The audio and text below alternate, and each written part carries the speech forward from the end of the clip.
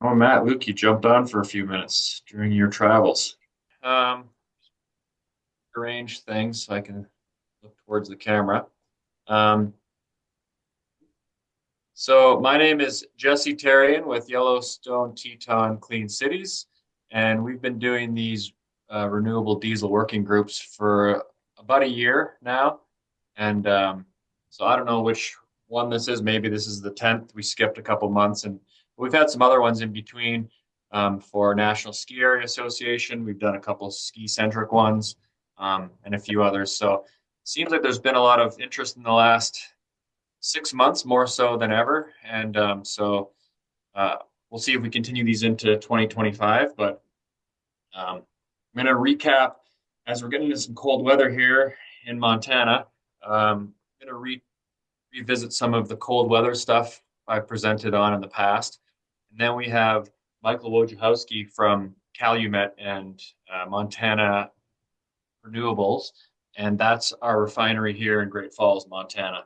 Um, I met Mike a few years ago when I drove up there before they opened. I was anticipating us being one of the few states that produce renewable diesel, and it was exciting. And he'll probably touch more on it, but they were awarded a loan of $1.5 billion, I think it is, to expand the sustainable aviation side of what they do. I think he'll get into some of that if he wants. Um, but yeah, so I will get started here. So I'm in Bozeman, Montana, and Yellowstone-Teton Clean Cities. We are one of 75 clean cities across the country. We're a program of the Department of Energy's Vehicle Technologies Office. You can see the blue regions are where different clean cities are throughout the country. Our GIS file is kind of off, but we cover most of Wyoming, Montana, and a bunch of Idaho outside of Boise. Um, and so if you are in any of these other regions and you want to learn more about renewable diesel, you're welcome to reach out to me, but you can also check in with your Clean Cities Coalition. We promote fuels beyond renewable diesel, CNG, propane, electric vehicles, and more. So anything renewable, try to help with transportation. Just to reiterate the recent interest, I should say, I've been kind of doing this for the last 2.5 years. As soon as I found out this is a new thing in our region. But in the last 6 months, we've had quite a bit of interest and given a bunch of our working group talks, a couple of those National Ski Area Association seminars. As I mentioned, we worked with the National Ski Area Association to do an article about renewable diesel, snow ops article. We also worked on given a talk with Treasure Valley Clean Cities in Boise last month. I drove down there to do that with Parkland Fuels. They're one of the people supplying renewable diesel in our region. Went to Idaho National Lab as well last month to give a talk there. We were at Mountain Towns 2030 in Jackson, gave a talk about renewable diesel there. Virtually, we helped with Vermont and Maine Clean Cities to do kind of intro for them. And we've been invited to a few other places too that we just can't attend. We can't be flying all over the country giving talks on this, but there has been quite a bit of an interest, and maybe we'll go to the ski area vehicle maintenance conference in Colorado in May. We'll see. Um, so yeah, a lot of interest lately. So I think I've done most of the presentations with this just to go over what renewable diesel is. I know we have a mix of people who have been coming to these for a long time, some experts even on the call, and then we have some people who haven't heard anything about renewable diesel yet. So try and cover everything. Um, so renewable diesel and biodiesel are similar in that they share the feedstock, which are animal fats and vegetable oils. But the emphasis I have to keep making is that renewable diesel is not biodiesel. The only similarity is that feedstock. So it's chemically equivalent to petroleum diesel. It's just a lot cleaner. It can be blended with petroleum diesel in any amount. It requires no changes to your engine, fueling systems, or any way that you handle your fuel. It meets all the same ASTM standards as petroleum diesel does. And recently the production capacity doubled from 2022 to 2024. Renewable diesel is being produced in larger volumes than biodiesel now. So biodiesel, I think, I keep saying this, it's kind of on its way out. It still exists and has some spots where it works well, but renewable diesel, since they share the feedstock, is kind of taking over. Some of the property comparisons, this is kind of old, I show it mainly just to illustrate the cetane, which is sort of the effectiveness and efficiency of combustion of diesel is significantly higher in renewable diesel. That's one of the big selling points. People will add cetane booster to petroleum diesel all the time. You're talking about red pine? Renewable diesel is just they're higher than your renewable diesel or than your petroleum diesel ever would be. The oxidative stability, so it's stability in tanks, storage, its ability to stay fresh, I guess you could say, is a lot better than petroleum diesel. And so the one benefit that biodiesel has over both these fuels is that it's got much better lubricity. Production in our region. So there are 4 refineries in our region. We have the one in Great Falls here. That's Montana Renewables. Marathon Fuels has a plant in Dickinson, North Dakota, and then Wyoming has 2 plants. The only fuel we've been able to source that I'm aware of in our region has been from Marathon. We've also brought fuel up from other places. Maybe we even got fuel from Wyoming, but didn't come directly from Wyoming. So there are in the middle there, you can see the darker states are where there are refineries. So as I mentioned, I went up to Great Falls right before they opened, kind of trying to see what was happening. That was in late 2022. This is from an older presentation too, but they were at that time, I think they were making about 1.25 million gallons a day of petroleum diesel. And the goal there, and I think what they did do is they split the refinery into 2 essentially, and half of the capacity is for petroleum diesel, and the other half is for renewable products. And as part of the renewable diesel process or sustainable aviation fuel, they're sort of made in the same fashion. It's just a different fraction of the distillation, just as jet fuel is to petroleum diesel. I found this to be an effective way to help people visualize what difference is between petroleum and renewable diesel. So petroleum diesel is a complex mixture of hydrocarbons. There's linear hydrocarbons. There's these cyclic or aromatic hydrocarbons. There are metals in there, all kinds of impurities in petroleum diesel. And so you can see it's about 75% of what we kind of want, these linear hydrocarbons, or they're branched, but in this representation, they're all just straight linear. Then 25% of what I refer to as impurities.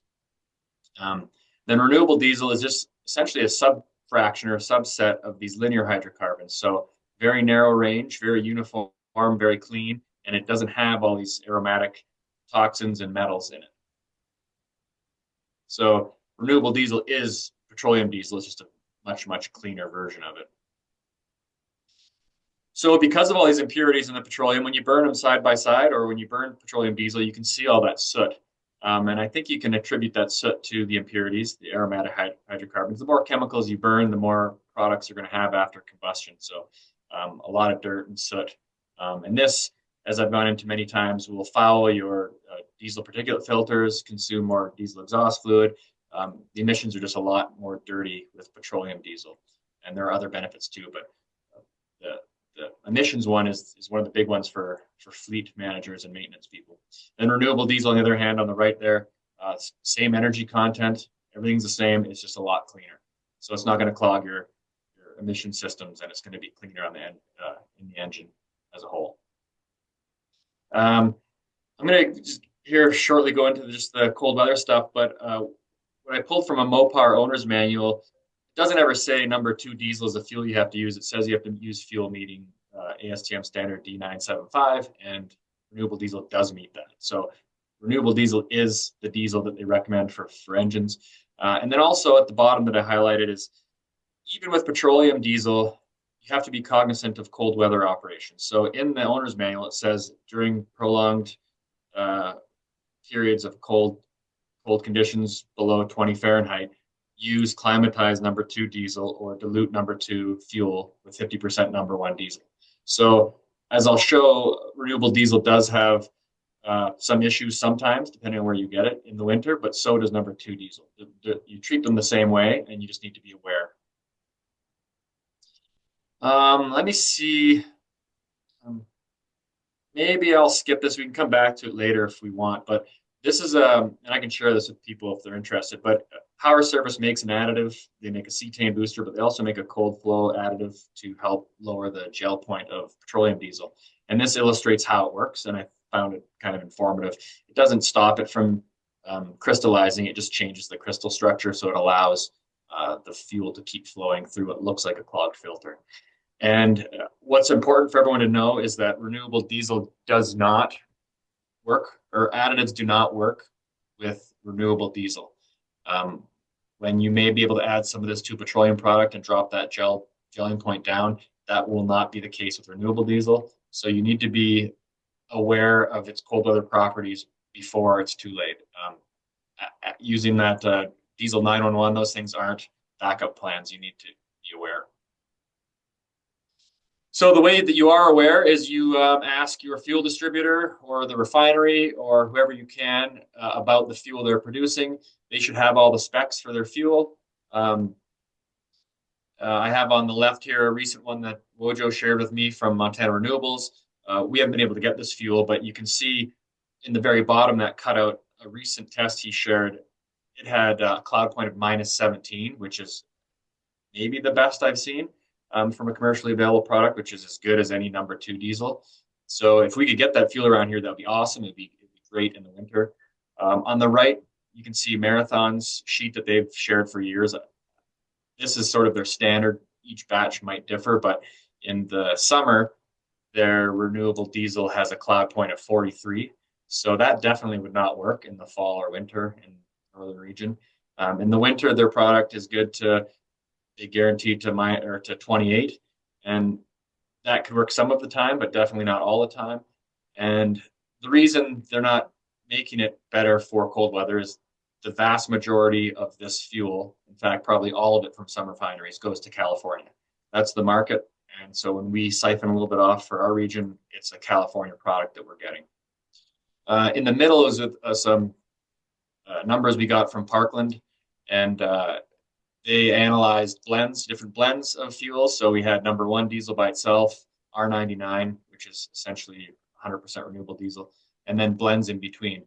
And I'll get into this just shortly, but if you were to consider wanting to use this in the winter, this is probably something you should do with your fuel distributor. Actually look at the different blends and have them tested to avoid any problems. Another thing I've suggested is if you are going to start using this, to get a -40 freezer and do these blends yourself and put them in the freezer, and you can visually confirm what the temperature is. Sometimes you'll get an analysis of fuel and maybe the fuel you got wasn't the same, or the tank had something else in it. Who knows? But if you have a -40 freezer, for example, you can check it yourself. So it's hard to see because poor resolution, but the blends, I isolated R99, 100% number 1 diesel or 0% renewable, and then a low blend, 5% of renewable diesel. So cold filter plugging point is sort of analogous to cloud point. With petroleum diesel, those numbers aren't usually the same, but with renewable diesel, cold filter plugging point and cloud point are almost the same. So they can kind of be used interchangeably when talking about renewable. So you can see the R99 has a cold filter plugging point of -6 in this sample. And then the number 1 diesel, which is what people can use in the winter, has a really low cloud point, has a cold filter plugging point of -31. Then in the last 2 columns there, or rows at the bottom, they have that same number 1 diesel with an additive, the fuel service diesel additive, and that drops the cold filter plugging point. If you dose it high, like they show 1 to 750, that can drop your cold filter plugging point by 9 degrees, gets you to -40. What's of interest here is if you have a small blend of renewable, so 5% renewable, no additive at all, that cold filter plugging point actually drops even lower than it would with the additive to -45. I don't know if the next slide I have gives my reasoning there, but in other words, a 5% blend of renewable performs better than the petroleum product by itself with additive even. So if anything, everybody should be using 5% renewable in their fuel. But that being said, you can use different blends, and it usually reacts kind of linearly. So if you had a R99 with a cloud point of -6 and a number 1 diesel with a cloud point of -31, and you did a 50-50 blend, that cloud point would be right in the middle. It should be approximately in the middle, in theory. And but in practice, with the red line there, the measured cold filter plugging point, it doesn't actually follow that directly. And you can see again, um, that black dot is number one petroleum diesel by itself. With additive, that drops that cold filter plugging point to -40. But again, with 5% blend of renewable diesel, you're dropping that to -45. So as you're deciding what kind of blend you might want to use in the winter, you can use a chart like this, and you can anticipate what blend you might need. Should you see a cold snap coming in a week or two, you can always add number one, number two. You can do whatever you want to adjust that ratio to get it to the optimal temperature. And again here, adding diesel additive to get that cold flow property down. I did the math there. If you dose it the way they suggest, that's 0.6 cents per degree in improvement for cold weather operability. And it's 0.4 cents per degree for the renewable diesel if you blend that. And that's at $1 per gallon premium for renewable, and it's not that much now. So really, it's even less than this was. This is about a year and a half ago. So I did have it. This is my theory of why the 5% blend actually performs better than 100% petroleum, and it's the freezing point depression. So on the right is the example of ethanol or alcohol and water. Water freezes at 0 Celsius.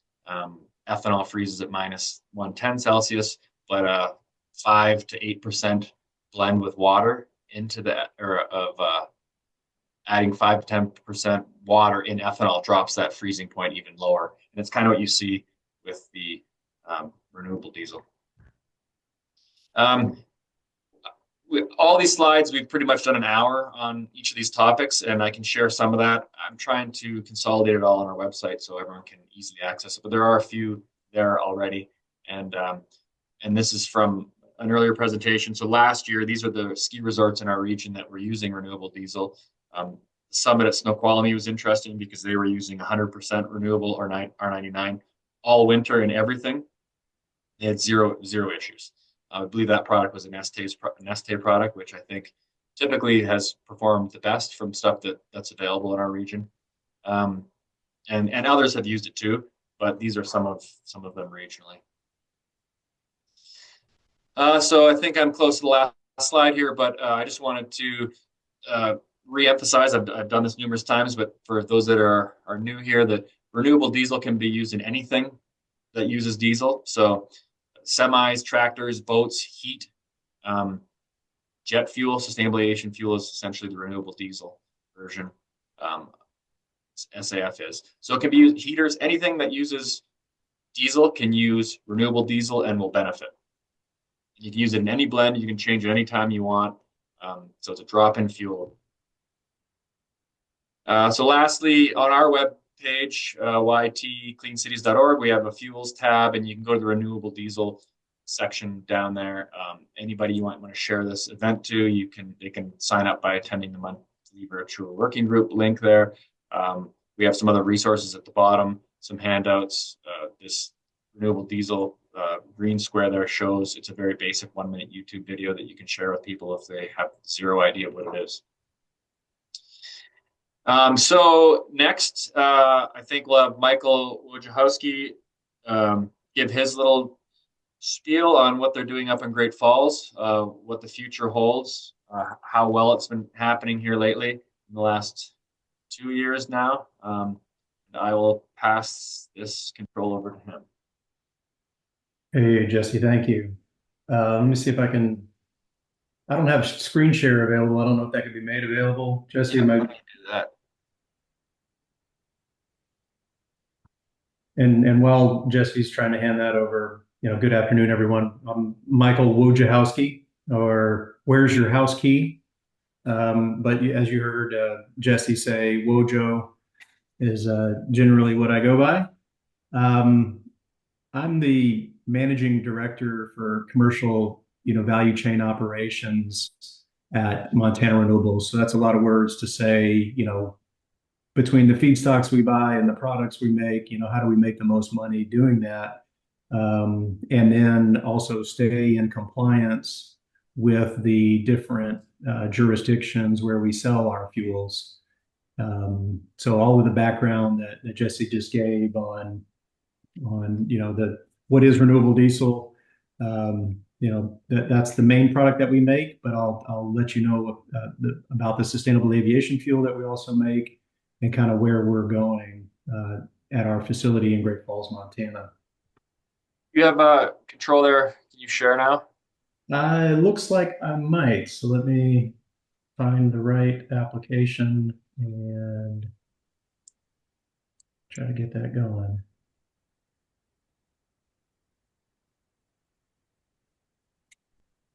Let's see, Great Falls. So show all windows. All right.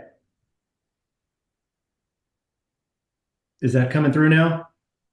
Yep, you started sharing your ski screen there. Yep. Okay. So hopefully you're seeing an airplane flying shockingly close to a field of canola. That's coming through okay? Yep, can see it there. I Okay. don't know if you want to make full screen. It's big enough, but It's full screen on mine, or as much as it can be. Let's yeah, see. that works. All right. Well, let me know if there's anything I can zoom in on. Um, but I was saying I've been with Montana Renewables. I like to say since it was on a napkin in 2020, and that's part of our story is how quickly we went from conceiving of it to being in production, and here we are, having been producing now for 2 years. So we'll come to that in a little bit as well. But Jesse and I did connect. Probably Jesse, that was probably early on in 2021, maybe 2022, when we finally started talking about what we would be doing in Montana, and our story has gone very quickly since then. Um, if you don't know much about our facility, it's worth knowing that Montana Renewables is a majority owned subsidiary of Calumet, and the refinery in Great Falls, Montana is known as our Calumet Montana Refinery. Our Montana Renewables facility is co-located at that refinery. For those who are, technically leaning in this particular space, we are not co-processing. We are not running petroleum with the renewables. They are two completely independent operating units that are completely separated. There's no mixing of the chocolate and peanut butter. Our renewables facility is separate and has been in operation since 2022. So it's co-located there. And it was, as a business, we conceived of the idea in 2020, and then we spun the business out in 2021 and have been operating since November of 2022. We have a permit for 15,000 barrels a day of renewable capacity now. That's our current size. And most of what we're making today is renewable diesel. However, the exciting part of our story and the unique part of our story is the sustainable aviation fuel that we make, or renewable jet, or might hear it called that. Today, we're making the equivalent of about 45 million gallons per year. I know this kind of calls out 30 million gallons, and we achieved that in 2023. But here in 2024, we've been able to demonstrate that we can make 45 million gallons per year of sustainable aviation fuel, which will be a distinction from the other facilities that Jesse highlighted in the area, either in North Dakota or the two facilities in Wyoming. Our ability to take the conversion a little bit further into sustainable aviation fuel, and then fractionate that out of the diesel is the differentiator. Think of it as especially cold flow diesel. I mean, we're talking, minus 45, minus 50 degrees, number one, or jet fuel. And much like renewable diesel is a drop-in fuel for ULSD, sustainable aviation fuel exhibits a lot of its same characteristics as Jet A. Right now, you can't replace it 100%, but you can do up to a 50-50 blend of sustainable aviation fuel with Jet A. And so we're right now making 45 million gallons per year of the pure component, and then you could dilute that up to, two, three times. And so it would be equivalent to almost 100 million gallons of into the wing jet fuel. In addition to making renewable diesel and this sustainable aviation fuel, we also make renewable hydrogen at our plant, and that's used in the process itself. And then we also make, as do other renewable diesel facilities, we also make a renewable naphtha, which is a gasoline blending component. And that's another co-product that we make there at the facility. So I think we've covered a lot of this already. Just you can see it in our timeline here, just how quickly we went from concept to in service in under 2 years.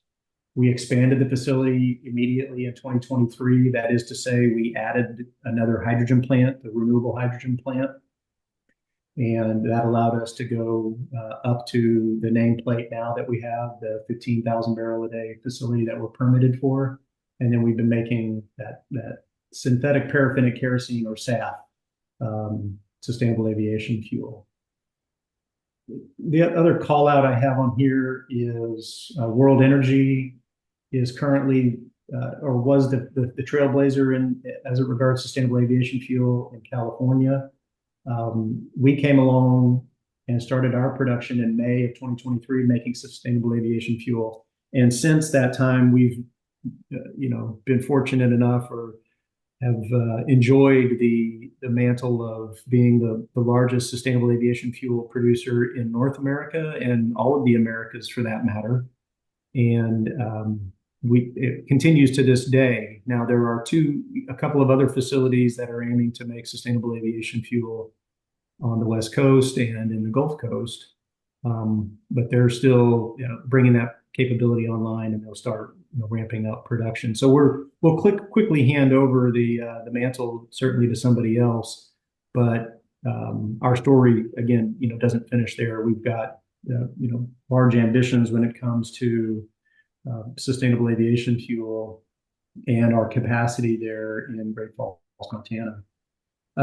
Before we talk more about kind of where we're going, and Jesse pointed this out, with our DOE loan and some of the progress we've made here lately, thought I'd just flash a few pictures and just demonstrate what is world class. I mean, this is a kind of a world class, high, best in class kind of scale when you understand what we're doing there in Great Falls, Montana. And everybody might scratch their head and say, well, why Montana? And it's just a really great location when you consider the BNSF High Line and the fact that it's taking feedstocks from the mid-continent or the upper Midwestern states across into the West Coast. We're just kind of tapping into that feedstock pipeline. And then once we make the product, we can send that product to any number of the West Coast states or into Canada. And our proximity to both feedstocks and our proximity to those low carbon markets, including Canada and the cold flow properties that they're looking for there, and our capability to upgrade diesel into very low cloud, cold flow friendly properties, including sustainable aviation fuel used in jets. That's why we're again proud of what we've done in Great Falls, but also see it as a very desirable location for those reasons. It's got good proximity to feedstocks, good proximity to logistics, and good proximity to the end markets that are demanding these fuels. Just a couple of points about these pictures you see on the screen here. On the two pictures on the left-hand side, those are our renewable hydrogen plant, which is a patent pending design. And so we're pretty proud of that. This is the capability that allows us to not only double rates, but really lower the carbon intensity of the fuels that we make and just uh, maximize the environmental benefit of decarbonizing our fuel. And that's this renewable hydrogen plant on the left-hand side. And then on the right-hand side, what you're looking at is the serial number one in the world of the pretreatment unit at the facility. All of the feedstocks that are used to make renewable fuels, renewable diesel from this technology, all of the feedstocks need to be cleaned up of contaminants. Contaminants that might be okay to be left in some of the agricultural products, but are not, friendly when they go into this equipment or into the reactor to be converted into renewable diesel or sustainable aviation fuel. So all feedstocks need to be cleaned up. So in our facility, we've installed our own pretreatment unit, and as it turns out, when we designed that unit, we licensed and were the very first on stream for this technology from for our pretreatment unit, utilizing basically a wash water under high temperature and allows us to remove the contaminants and get it ready for the renewable fuels unit. So again, very proud of what we've done, and patent pending and number one in the world and largest SAF producer in the world. All things that are happening right here in our region in Montana. So we've made some headlines lately with an approval, a conditional commitment from the Department of Energy for a loan from their loan program office for up to $1.44 billion in an effort to take our facility from this run rate that you see down here, where we make mostly renewable diesel and a little bit of that sustainable aviation fuel or renewable jet. This is a commitment now between ourselves and using this DOE loan. It's a loan. It's not a grant. It's a loan to go ahead and transition the facility to what we've coined max SAF. And you can see the journey that we're going to be on here. And over the next 18 to 24 months, we're going to do this in pieces. And that first piece that we're going to be working on is putting in a new reactor that will allow us to take up the capacity. You'll see that we're more like 16, 17,000 barrels a day with a second reactor, and also improves our flexibility to go, more like 75% sustainable aviation fuel. And to kind of triple what we're doing today, or more than triple what we're doing today in the next 18 months to 2 years.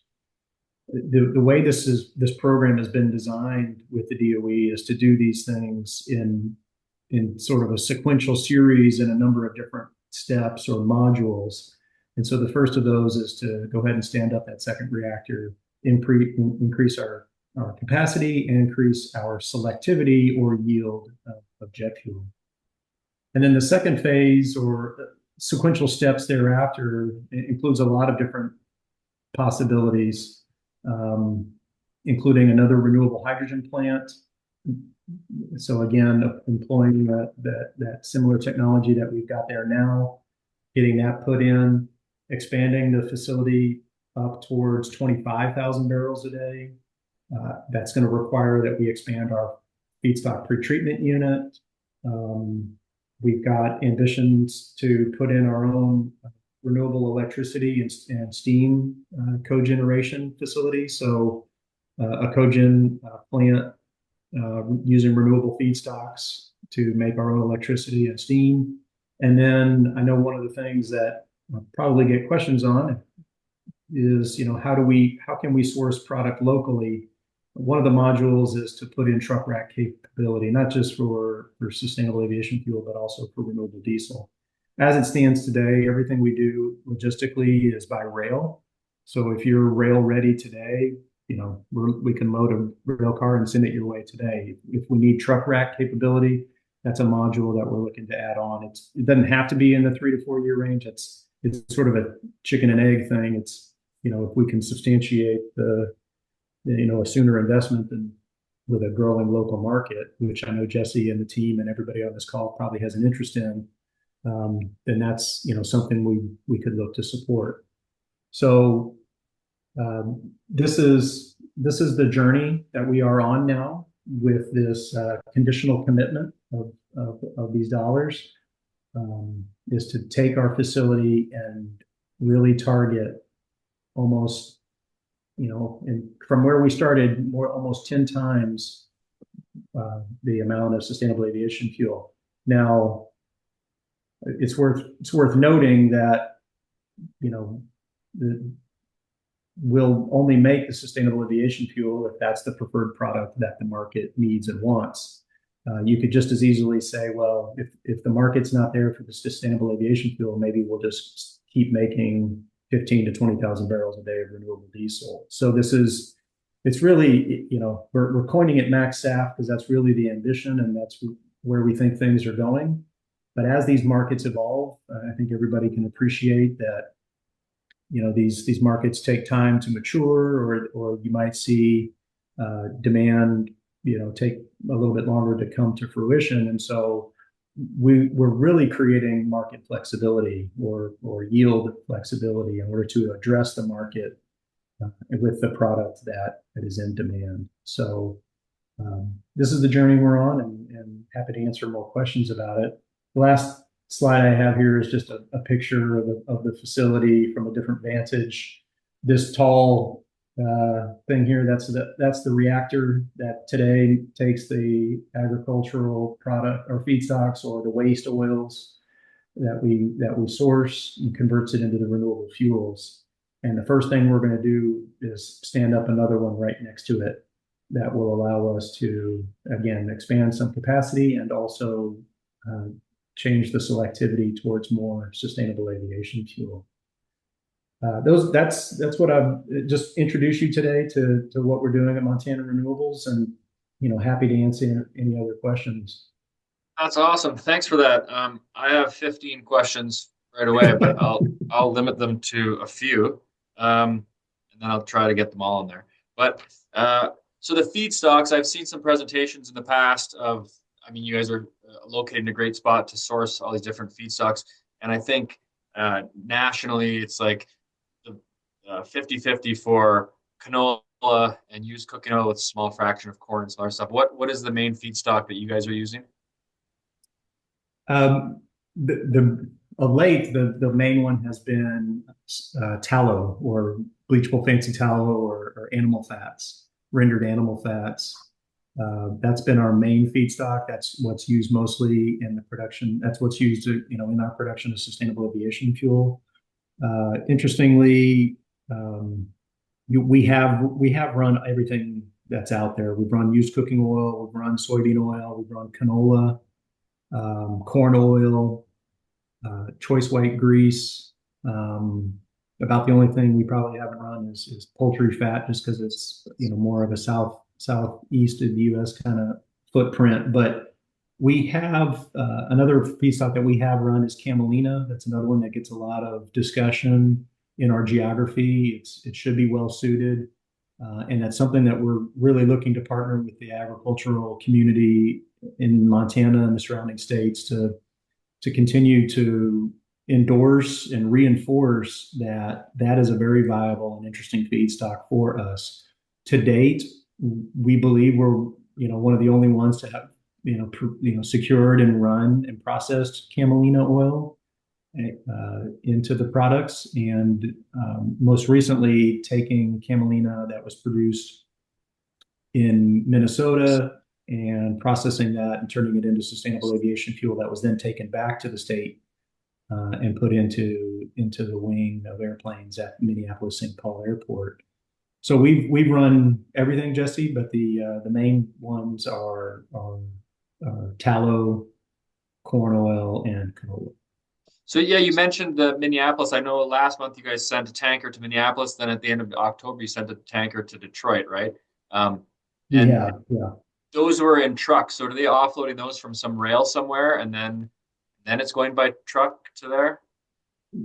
In this in those cases, those were taken by truck. That's not the preferred logistics, of course, to go there. We'll be working on, rail.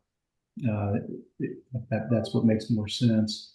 But for those loads, they were blended and put on the truck at our facility in Great Falls. It's not a it's not a regular capability that we have. It was something we did in order to support um, support making SAF and getting those supply chains started. But it's something we'll need to add to do regularly. So it was done on a kind of one-off basis, right, so far. So Neil's got a question, but I have one more that relates to that because I think you just answered it. So you are blending your own Jet A or your own produced jet fuel with your own SAF there in Yes. Great In Falls. the examples that we've been talking about here with Minneapolis, St. Paul, and Detroit, that was our own petroleum Jet A. So one of the benefits, of course, with being co-located with a refinery is the ability to do these types of bespoke blends. And, you know, nobody really talks about it, but the Jet A that we make is very well suited as a blend component with sustainable aviation fuel for into the wing blend. That is to say that it has the characteristics that will allow you to get fully to 50-50, which not all jet fuels will allow you to get fully to 50-50. You might still need to stop at 80 or 70 or 80% petroleum because you hit a specification. But in our case, our Jet A has the properties that make it very blending friendly. Well, Neil, you have a question?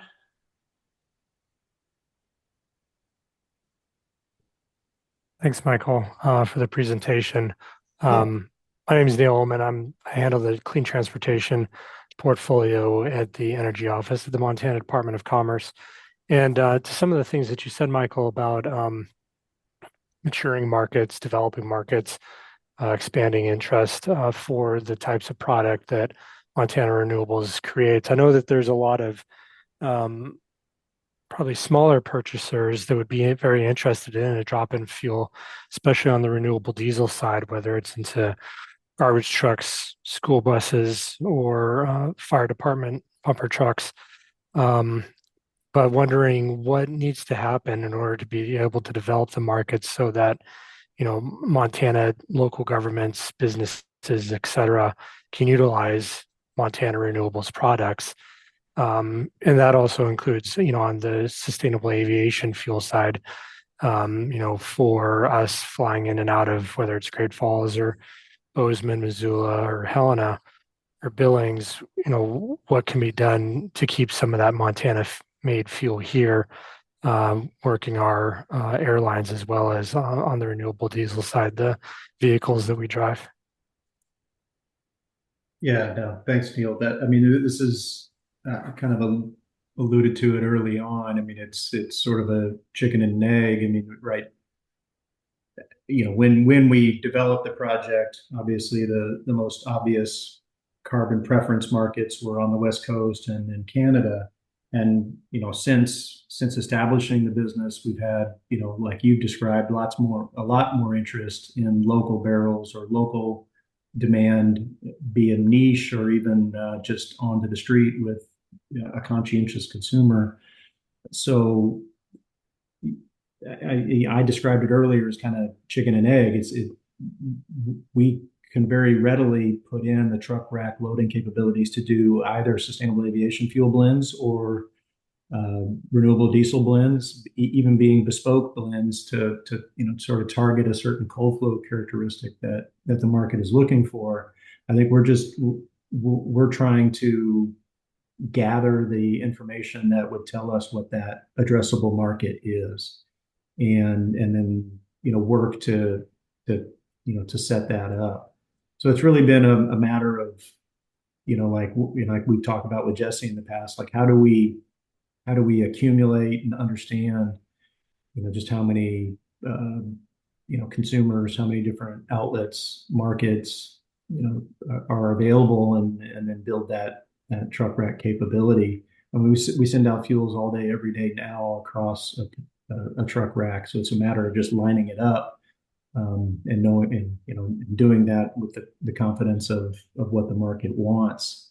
So let's connect on that. I think is the first thing, and then but we're in business today, and we do have the capability to deliver by rail.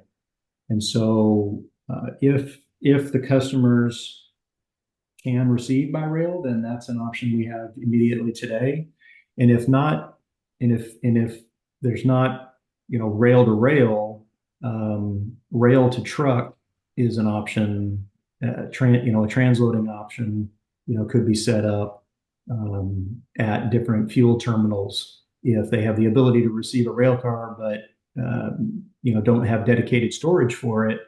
You could put in a transload operation and then transload that to the delivery truck that could then take it to a pump or to a shared, fleet user or whatever the case might be. So there's probably some creative solutions out there like that could get us going sooner rather than later. And then, while we build out a rack capability. So Dave's got a question. I'll tag on the end there. So I know for renewable diesel, you have been and maybe still are working through Renewable Energy Group as your that's the person we'd have to work with. You guys deal directly with the sustainable aviation fuel side. We work with you if we want to get that fuel, or do you have a distributor? Yeah, on the offtake side, I mean, we do have bulk customers like Renewable Energy Group or others. But if we're talking about a business opportunity or sales like Neil's described, or others in and around us, I mean, I think we'd like to work directly on something like that. I mean, that those bulk agreements are meant to be loaded and shipped into California, for instance. But a local solution or a local barrel, we would want to work directly with the off takers on that. The customer. All right, David. David, you have a question? Want to introduce yourself? Sure. Am I audible? Yep. David Zaslov. I'm Vice President for Great Falls-based Citizens for Clean Energy. And we actually had Montana Renewables as a guest speaker at one of our meetings a couple of years ago, I think before you started producing.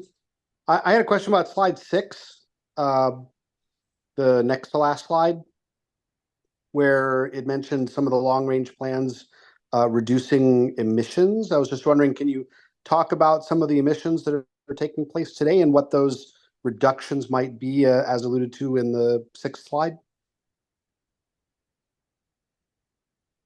David, I'm going to have to ask you to repeat that.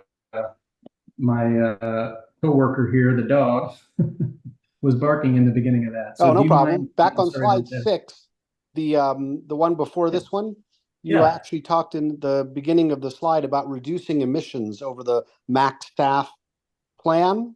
And the question was, can you talk about what the current state of the emissions are and what the reduction would look like over time? Yeah. So oftentimes in our industry, you hear this called, carbon intensity. Most of us will also, be familiar with greenhouse gas emissions reductions. That's kind of what you're talking to here. The feedstocks between the feedstocks that we run and the facility inputs, the energy inputs required to convert our feedstocks into products, we're demonstrating somewhere in the range of 60 to 70% reduction in greenhouse gas emissions versus the petroleum equivalent for that fuel. So, compared to, petroleum diesel, our carbon intensity is on average is around, 60% lower than petroleum diesel, and the same on sustainable aviation fuel. There's a couple of things that help us with that. One, we tend to have very straight and somewhat shorter supply chains, being on preferred logistics routes. But another one that doesn't get talked about a whole lot, but I think folks would understand and appreciate is the electricity that's in our area of Montana. The Northwest Power Grid that we're connected into is predominantly hydroelectric. And so that's a one of those benefits that we have is the renewable energy content, the renewable energy available to us in the form of the electricity that we use is a big benefit with our location. So things like that, things like the feeds that we're running, the renewable hydrogen plant that we run, that patent pending, the lower energy requirements and our pretreatment technology. These are all things that are lending themselves to having a better carbon footprint and giving us that 60 to 70% reduction in greenhouse gases. Okay, thank you. Yeah.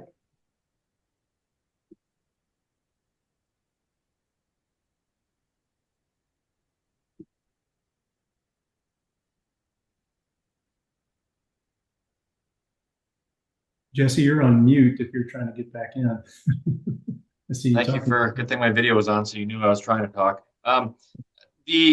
Those recent numbers for the cloud point of like minus 14 Fahrenheit for the renewable diesel, does that take away and reduce the yield of your SAF because you're taking that cold flow product, or how are you, or does it not? Is it that can you just produce that property renewable diesel pretty easily?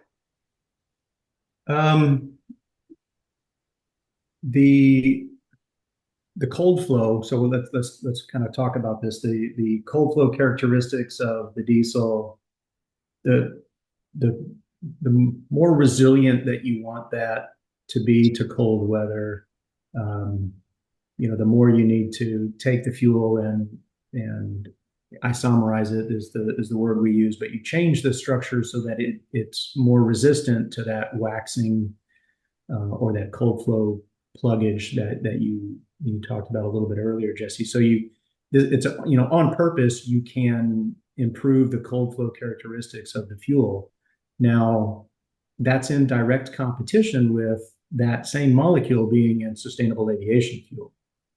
The more, because it is a cold flow application and being in the wing of an airplane. So it really is once you start asking for that cold flow property, it is generally more required and more valuable, or can be more valuable in the sustainable aviation fuel. Now, that being said, we have, once you have both products, or you have the ability within your equipment to fractionate or differentiate the two, separate the two, now we have, I'll call it a spectrum or a continuum of cold flow that we can either blend to or just separate into. And so, as the economics would be right now, it's kind of like how much, can we do how can we maximize sustainable aviation fuel? But if we, have a equally valuable, cold flow market, then we can just as readily leave that cold flow in the diesel and have those, sub-zero, Fahrenheit, like you demonstrated on the slide that you shared, Jesse, those types of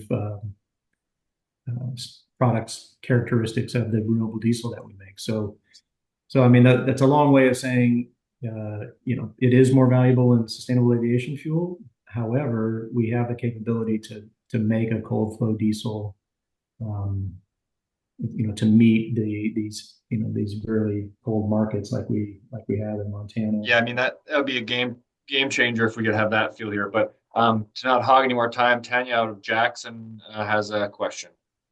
Yeah. Hi, I'm curious the impact on the local community where the refinery is compared to refining petroleum. And what I mean by that is, like, are there differences either in complaints you get or just in things you can measure, such as air quality, what's coming out of the smokestacks, visibly what's coming out of the smokestacks, smell, is it better or is it worse because you're dealing with animal products, or just different? And I kind of assume a 1-for-1 trade in terms of jobs, but and noise, or those other things. But if that is incorrect, add those things to the list. What are the changes for the people living close to that? Yes, thanks for that question. The really positive story here, just across the board. Again, when we set out to assess what we wanted to do with the facility, it was, do we invest in it? Do we sell it? Do we go this route and go renewables? In the end, we knew that the market needed, needs these products, both the local market in terms of petroleum and then the carbon compliance markets in terms of the renewables.